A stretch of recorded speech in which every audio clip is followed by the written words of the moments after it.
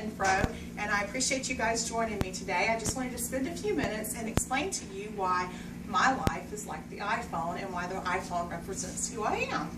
So first of all, some of you are younger, some of you are a little bit older, but if you think back to your younger days when you were like 5 or 6 years old, I don't know about you guys, but we had this really cool game called Pong that was made by Atari. And I don't know if you know this or not, but Steve Jobs actually invented Pong.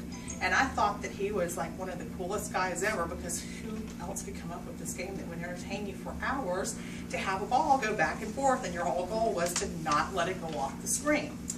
Little did I know that in my 40s he would still be influencing my life with the invention of the iPhone. So from Pong to the iPhone, Steve Jobs has been an important part of my life. So there's some commonalities that I share with the iPhone, and one of the things that we share is I would like to start with the cover. So if you take a look at the cover, you can see that I have this really colorful Disney Frozen cover on the outside, and that represents the things that I like to do in life. I love Disney. It's one of my favorite places to go. Disney movies are very uplifting. One of the other things that it reminds me of are the vacations that I spend with my family, and that's one of the most important things to me is family and being able to spend time with them. Another thing about the cover is if I get tired of this cover, I can just take it off and either have my phone all by itself, or I can put a more colorful cover on it, like pink and green, or if I'm having a drab day, I could even put black on there if I wanted to. Another thing about my iPhone cover is you can tell it's not perfect. It's broken in spots, it's got a little crack in it, but you can't really tell whenever you're just looking at it. So there are some broken parts to me sometimes, and I still do a good job of protecting the things that are important to me.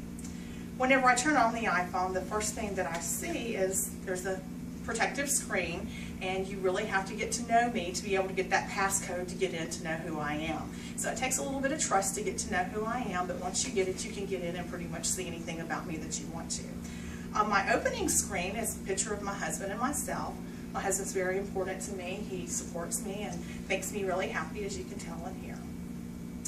Another important part of my iPhone that represents my life are my photos, and my photos go back to 2009, and probably 95% of these pictures are my family, and of those, probably 95% of those are my grandchildren. And they are what keep me grounded and what makes me realize what's really important in life whenever things start getting really hectic. The vacation pictures in here, again, are just really happy memories. Whenever we're having sad days, you can go in and think about the things that were happy. This phone also represents my career, and you might think, how in the world does a phone represent your career? Well, I'm sure there was like a prototype and an iPhone 1 and an iPhone 2. Well, I actually started with the iPhone when it was an iPhone 3. And I equate that back to whenever I first started my career as an LPN. And I thought that was the best thing ever. I was a nurse, and what else in life did I want to do? But just like the iPhone progressed to a 4 and a 5, and now a 6 Plus.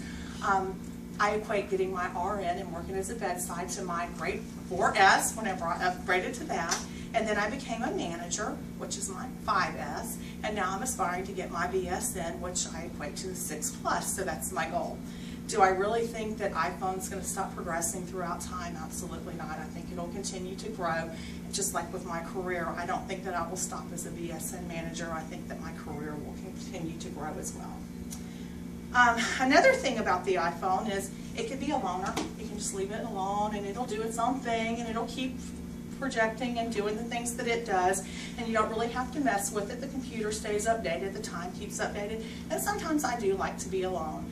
But you can also get on the iPhone and you can network with people through Facebook and Skype and stay in touch with your friends and your family through that.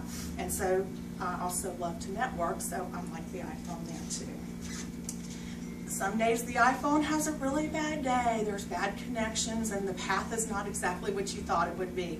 And in my life I have that as well. Sometimes days are bad and I get off track, but you can pretty much reset and find your right direction and get right back on path.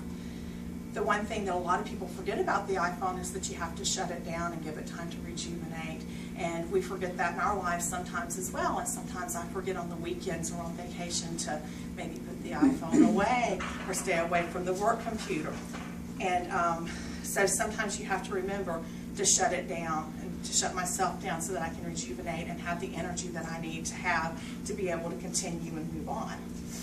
So, and as you can see, just like the iPhone, I'm very versatile. You can also see that it's very important to me because it holds my career and my family and my fingertips. So in closing, I would just like for you to take a minute the next time you look at your phone, whether it's an iPhone or an Android, and think about how do you compare yourself to your phone and what does it connect to you. So thank you guys. Very good.